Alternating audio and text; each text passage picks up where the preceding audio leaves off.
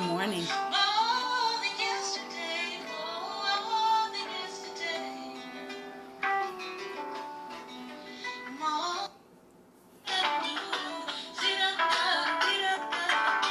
Good morning.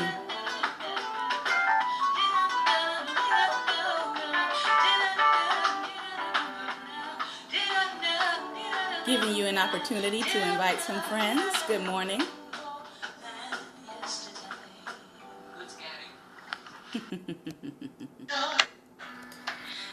All right. So that was a little bit of my debut of my CD. More Than Yesterday was the song that you were listening to. You can find my music on, I guess, all distribution sites, really. Spotify, you can stream there. You can find it on iTunes. You can find it on Google Play. You can even find the album through YouTube as well. So the album is Heartbeats and Hot Coals, and the song you were just listening to was More Than Yesterday. So today is Theology Thursday. This is Daring Dialogues. I'm your host, Shantae Charles, and we are back in this controversial book. I am working on another project, but the project right up there behind me is already released, and that was a song from the project. So the project is called Heartbeats and Hot Coals, and you can also find it on CD Baby as well under my name, Shantae Charles. We are back in this very, very apparently controversial book. I didn't realize it was so controversial, and we're only on the first worldview that he talks about in this book, Jesus Among Secular Gods by Ravi Zacharias and Vince Vitale. We are only on atheism. I mean, it's one of the worldviews, but apparently the atheists don't want people to talk about their worldview. So I've gotten lots of interesting messages from atheists, and some of them like to get off topic, or they like to deflect when they're talking to you. But I try to keep them on topic. And one of them came by my page, and he said something about me being a proud black woman, as a proud black woman, X, Y, and Z. Because I told him, I said, if you're here to have a conversation with me, that's fine. I said, I have friends that are atheists. I have friends that are also agnostic.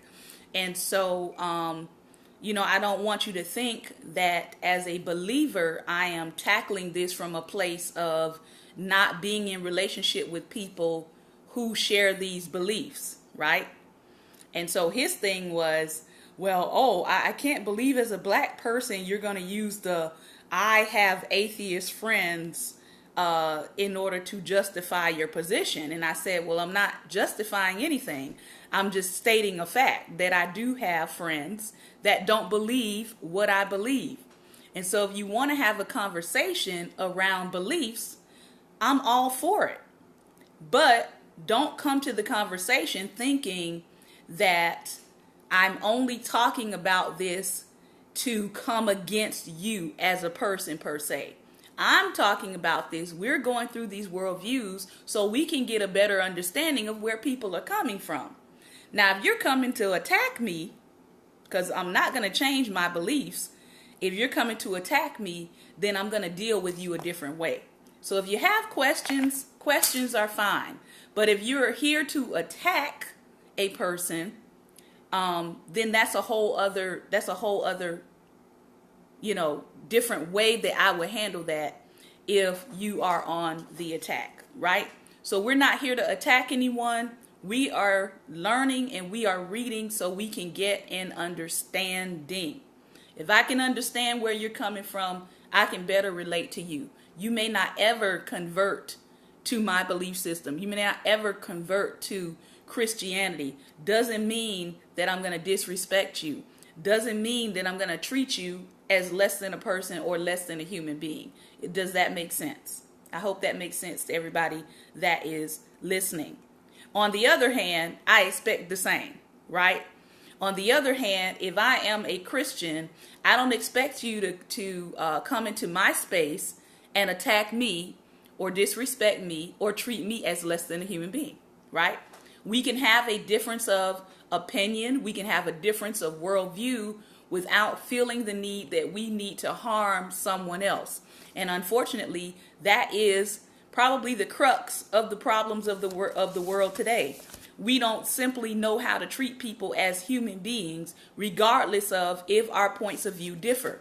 This is how wars are started. People feel like it's my way or the highway. It's my view or no view at all. And so that's how a lot of wars get started, right? Over beliefs, over ideals, over principles. And one person believes one way, one person believes the other way. And rather than the concept of live and let live, and let God be the final judge as to what your beliefs were in the earth, we decide that we don't want to let people live and just live and let God be their final judge. We get into people deciding that if you don't believe what I believe, you must die. You must be annihilated. And so that's where we are, unfortunately, in the world today.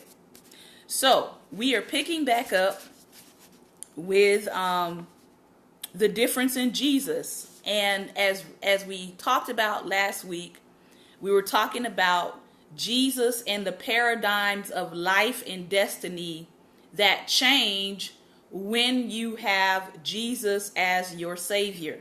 All right. So we started out by talking about 4 main things that change in light of Jesus being your Lord and Savior. That is the view of eternity, which we talked about last week, the view of morality, accountability, and charity. So you can put those 4 up if I have someone in the chat today who wants to write. Eternity, morality, accountability, and charity. I'll say them again. Eternity, morality, accountability, and charity. These 4 parameters define life in completely different ways than atheism. So that's what we started talking about last Thursday.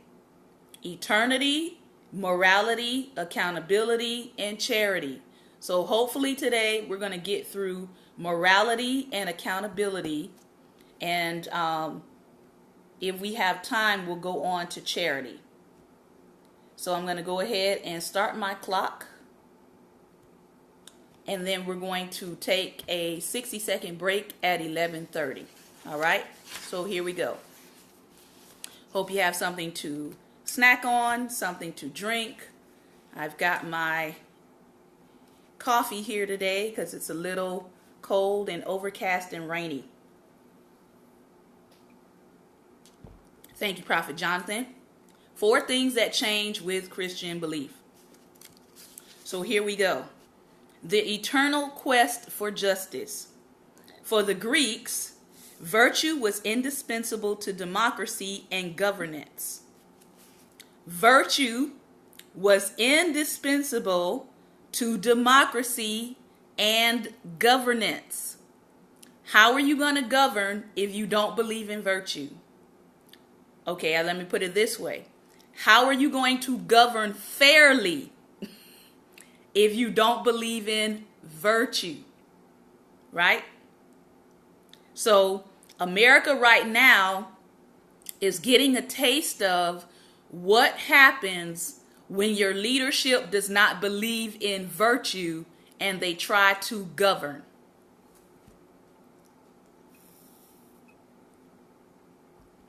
You get results like firing your FBI director, and he finds out, as a CNN is reporting, behind his head while he's training in another state.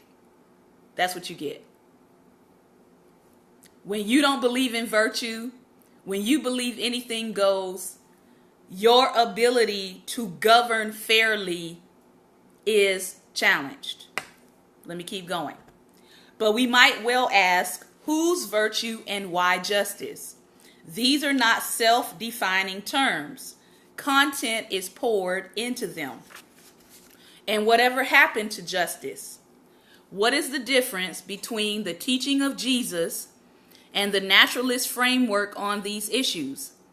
Let's take them in turn and examine the assumptions and challenges of atheism, listen, key words, in this context. The first of these assumptions is that nature is all there is, that nature is what is natural, explains everything. For the biologist, this means natural selection. For the scientist, it means gravity. For the empiricist, it is the scientific methodology. And for the metaphysician, the supremacy of reason over faith. All of them have the same starting point and the same destination, that there is no evidence for God, and that the handmaiden of the autonomy of will and the supremacy of law naturally follow. Political correctness is the escape clause for the inescapability of values, so they find a home for morality in politics. Fascinating, isn't it? The institution least trusted by most people and most proven false is the storing house for values. What does that say? Corrupted values find a corruptible system in which to store and define corruption. Rights replace right. Power replaces freedom. Laws become morals, and what is legal becomes what is just. We talk about human rights, seldom about the right to be human, yet the quest for justice continues. We have become professionals without morals and judges apart from being lawful. Recently, a television interviewer asked the lead lawyer on the case whether justice had been served in the case of O.J. Simpson. His answer was, there is legal justice and there's moral justice. And in this case, legal justice was served. That is the lie of perverted justice. We have become professionals without morals and judges apart from being lawful.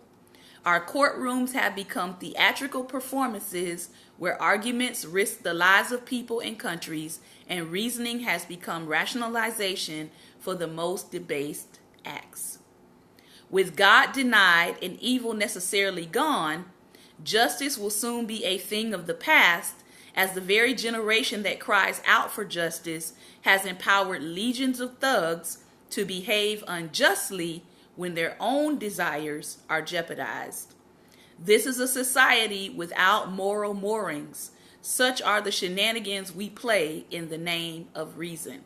Remember, and I want to say James Baldwin maybe said this, but he said, just because something is legal does not necessarily make it moral. That's what the lawyer was pointing out. There's legal justice, and then there's moral justice. There's people that get off committing a crime. Not saying that necessarily is the case in the case of O.J. Simpson, but there's people that get off legally even if they've committed a crime.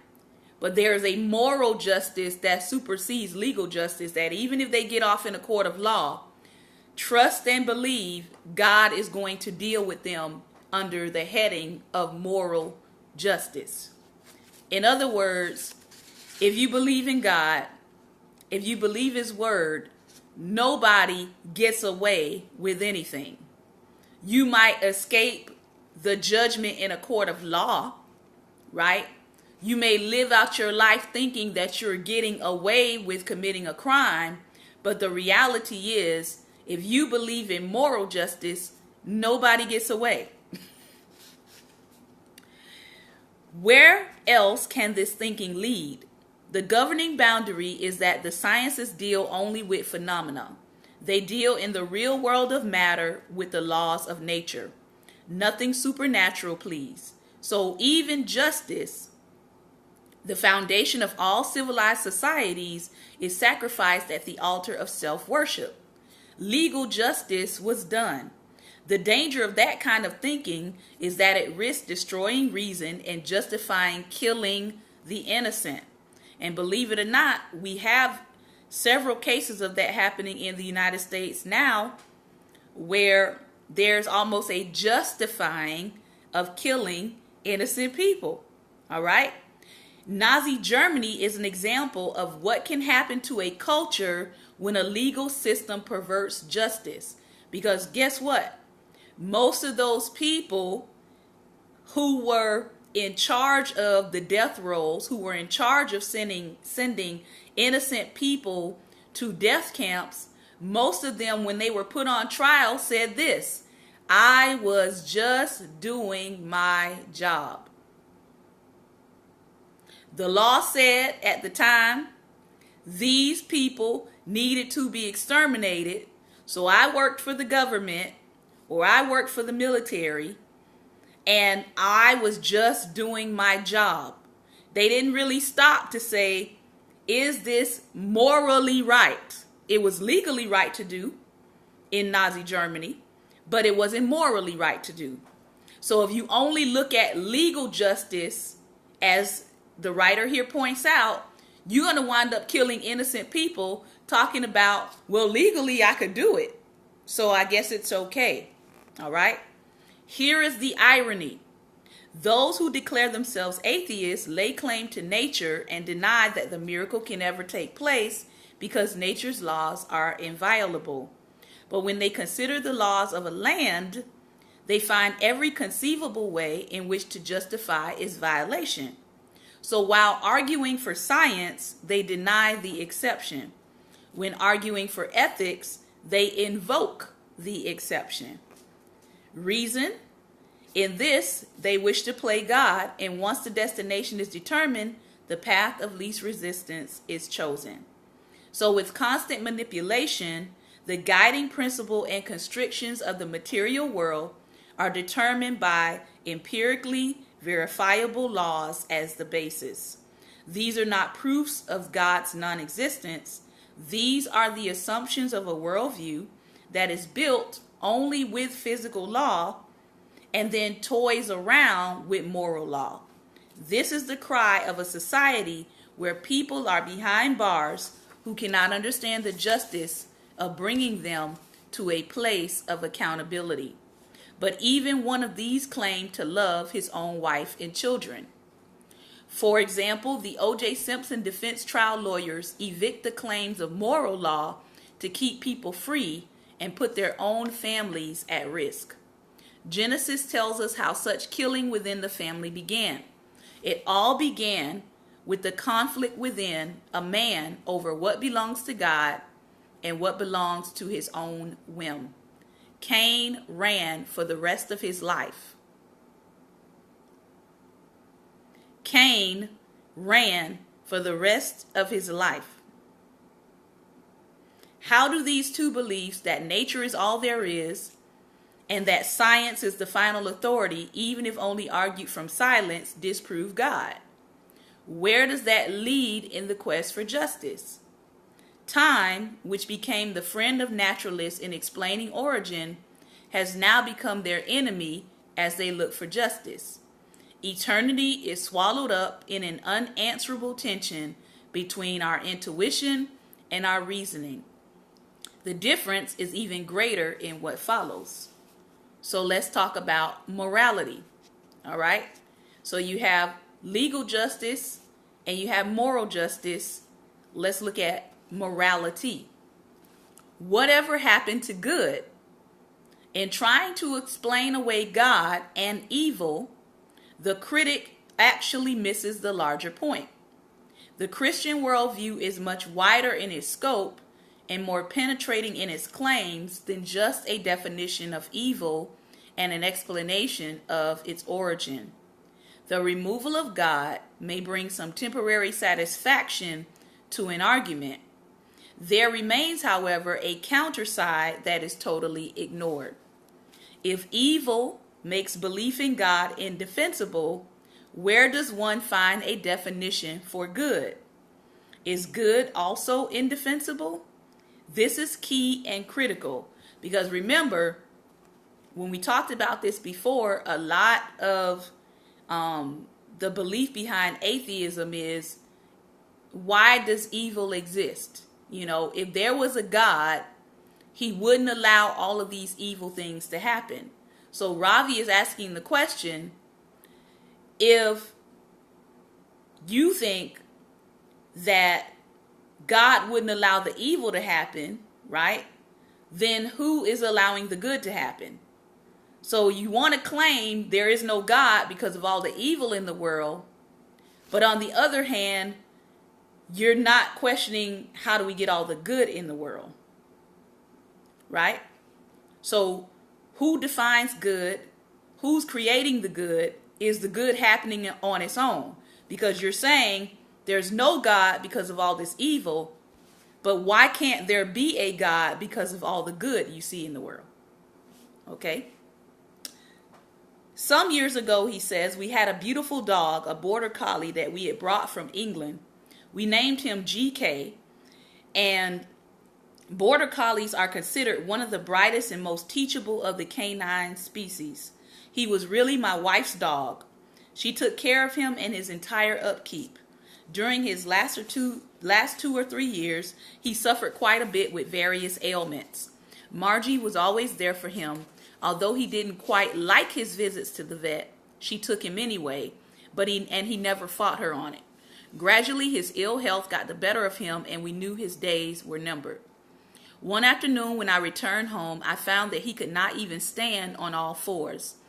One look at him and I could see the life slipping out of him.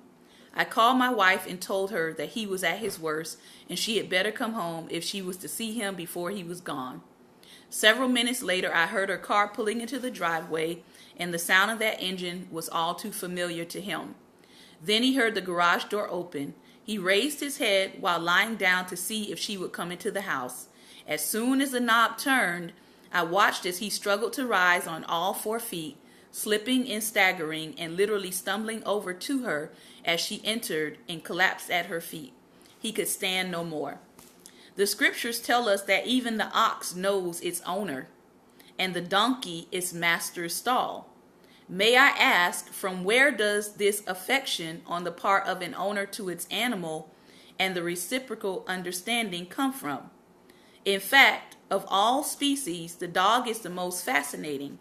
From the animal world, it actually grows to be more attached to its human owner than to the world with which it shares its DNA. In the same strange way, the human being of flesh and bone leans more to the things of the spirit and naturally expresses both love and gratitude to God. These extraordinary reminders speak of an inherent goodness that we celebrate and embrace. We are moved by such expressions of love and kindness. Love is real and needed. This perspective is very unique to the Christian faith. Let me take an illustration of greater depth given to me by a Palestinian young man. We were sitting in a coffee shop in Jerusalem, and he spoke in soft tones. He mentioned to me that he had observed a conversation between a leading Muslim sheikh and a Christian worker, Brother Andrew. The sheikh had recently ordered the killing of 8 Israelis because the Israelis had killed 4 Palestinians, whom they had accused of crimes against the Jewish people. Brother Andrew asked the sheikh, "Who appointed you judge and jury and gave you the authority to order such killings?" The sheikh replied, "I am not the judge and jury. I am merely an instrument of God's justice." There was a moment of silence, and then Brother Andrew asked, "Well, what place is there then for forgiveness?" The sheikh replied, "Forgiveness is only for those who deserve it." Now there was a real silence. The young Palestinian said to me, "I thought at once, this explains everything and nothing. If forgiveness is merited, then it's not really forgiveness." But I remained silent because I saw 2 completely different worldviews at work, both with a common starting point at God, but with radically different views of God. Somebody say, forgiveness is needed.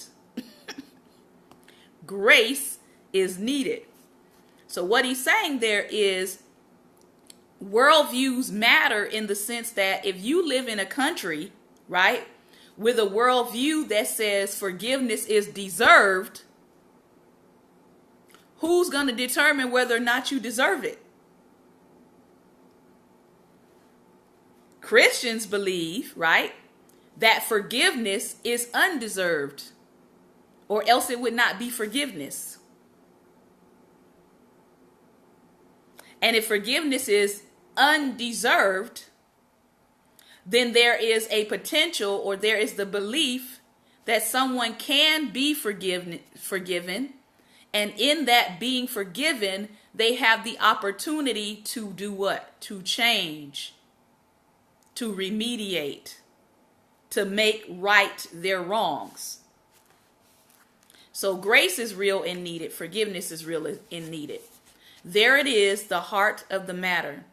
Our starting points are key, but even they need to be defended. The teaching of Jesus goes beyond mere morality. It goes to what even morality cannot do. We are creatures who are flawed from within. We lust, we are greedy, we are proud, we are selfish. We need these countered not merely to be good, but for the sake of what is the essence of true value. We have to value one another, not just ourselves.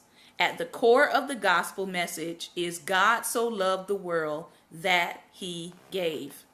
To subsume all religions as one and further wrench texts out of context to make a caricature of God that is repugnant is to play to deceit and evoke emotions that are conditioned by error. If there is anything that stands out in the teachings and the person of Jesus, it is the notions of love and grace, not hate and killing. Is there not a nobility to grace and admiration for courage that stops the domino effect of evil? Is it not enough to define evil and be repelled by it? It is not. We must make a case for the good. The starting points of religious worldviews may bear surface resemblance to one another, but the character within the theistic framework has a bearing upon the justifiability of good or otherwise.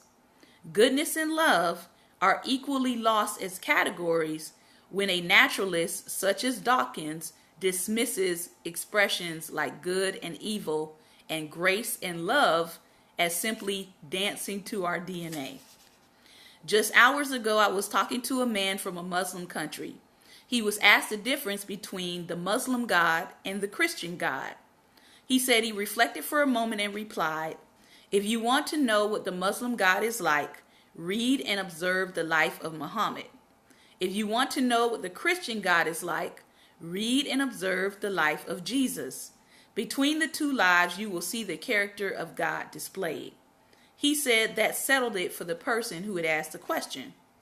Our academics, once again, are so clever and intoxicated with their own credentials that they often manipulate ideas to reach a planned conclusion.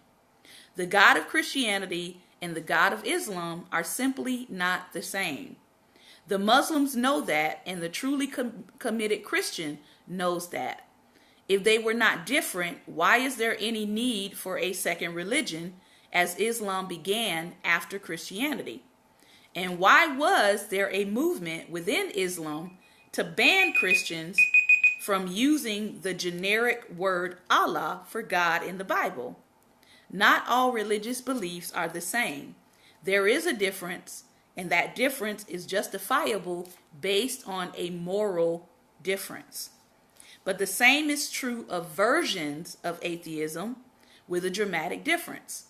The Marxist-Leninist doctrine of government and the Maoist communist government were both atheistic, with different political theories that emerged. Both had the same starting point, which was atheism. Their political theory and their slaughter of millions of people in the formation and sustaining of government made for a different final destination with similar means: killing, fear, the silencing of dissent, the slaughter of millions. They have a common starting point, different to theism. Though atheists all believe in God or gods, though theists, all believe in God or gods as their starting point, their different notions of God lead to different political theories. Atheists share the identical notion of no God and material man, and that has led to the ultimate demise of any absolutes and to the place that any political theory can be justified. Man is nothing more than dust in the path of ideological idealism. So the similarity in essence for atheism is the reason for the atrocities against humanity. The dissimilarity in theistic frameworks makes a difference in what it means to be human. But here the most critical question emerges. Is the atheist right in making man the measure of all things and reducing the opposing person to his own measure?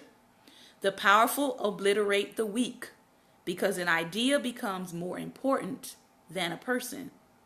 This is when atheism gets hoisted by its own petard. God's character matters and is needed. All right. So that's where we're going to stop today. Next week, we will talk about amorality and the cost of truth. And we're going to talk about accountability and charity. And then we will finish up this section on atheism in the context of these principles. This is part 1. We will be back in 60 seconds with part 2. We're going to be looking at the devotion 5 Minutes with Jesus, and then we're going to talk about another religion called Jainism. So I hope you will join us again in 60 seconds. We'll be right back.